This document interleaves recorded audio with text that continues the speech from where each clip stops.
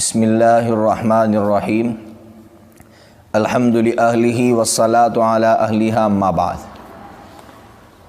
آج یہ جو باتیں کرنے جا رہا ہوں اس کا اہم مقصد آپس کی غلط فہمیوں کو دور کرنا ہے۔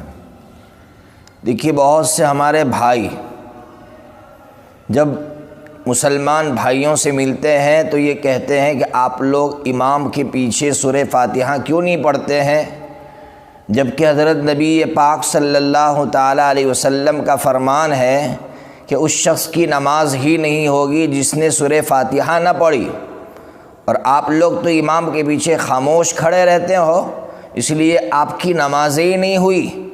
حتیٰ کہ آپ کو اب تک جن بڑے بڑے ائمہ نے یہ باتیں بتلائی، خاص کر حضرت امام ابو حنیفہ رحمۃ اللہ علیہ، انہوں نے یہ باتیں غلط بتلائی۔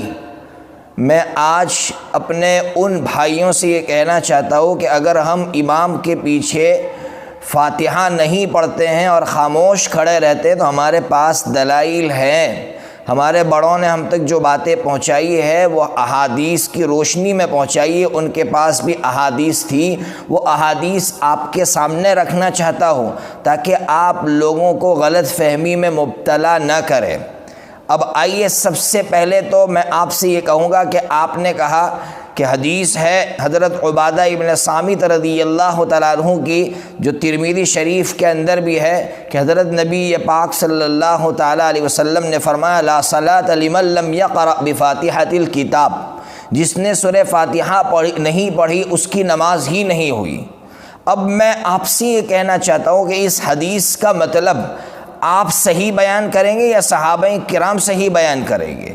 ظاہر سی بات ہے، صحابہ کرام اس حدیث کا مطلب صحیح بیان کریں گے۔ نہ میں صحیح بیان کر سکتا ہوں، نہ آپ صحیح بیان کر سکتے، نہ کوئی امام صحیح بیان کر سکتا ہے۔ صحیح بیان کر سکتا ہے تو حضرات صحابہ کرام صحیح بیان کر سکتے ہیں۔ اب آئیے، موطا امام مالک کبھی کھول کر دیکھیے، موطا امام مالک جو ہندوستانی نسخہ ہے میرے پاس، صفحہ نمبر 29، اس کے اندر جب حضرت عبداللہ ابن عمر رضی اللہ تعالیٰ عنہما سے پوچھا گیا کہ امام کے پیچھے اگر کھڑے ہوں تو کیا کرنا چاہیے، تو حضرت نے جو جملہ ارشاد فرمایا وہ یہ ہے، اذا صلی احدکم خلف الامام فحسبہ قراءۃ الامام۔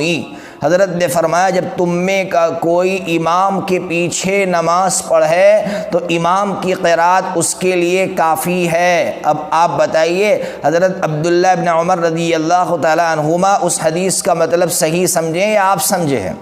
اس لیے ترمذی شریف کے اندر اسی حدیث کے بعد حضرت امام ترمذی رحمۃ اللہ علیہ نے حضرت امام احمد ابن حنبل رحمۃ اللہ علیہ کا قول نقل کیا ہے۔ کیا قول نقل کیا ہے؟ میرے پاس یہ الکتب الستہ ہے، صحاح ستہ جس کو کہتے ہیں۔ اب دیکھیے کیا ہے، لا صلاۃ لمن لم یقرأ بفاتحۃ الکتاب اذا کان وحدہ، کہ یہ جو حدیث ہے کہ تم میں کا کوئی جو سورہ فاتحہ نہیں پڑھے گا تو اس کی نماز نہیں ہوگی، یہ اس وقت ہے جب تنہا نماز پڑھتا ہو اور امام کے پیچھے ہو۔ تو حضرت جابر بن عبداللہ رضی اللہ تعالیٰ عنہ خود فرماتے ہیں، کیا فرماتے ہیں، الا ان یکون وراء الامام، جب امام کے پیچھے ہو تو اس کو سورہ فاتحہ نہیں پڑھنی ہے۔ یہ ترمذی شریف کے اندر ہے، ترمذی شریف کے اندر حدیث کا نمبر ہے 312 اور باب کا نمبر ہے 116، باب ما جاء فی ترک القراءۃ خلف الامام،